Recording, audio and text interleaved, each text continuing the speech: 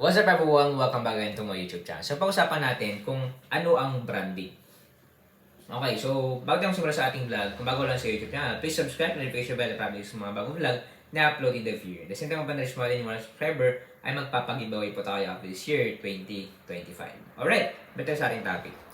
Ano nga ba, okay, ang branding?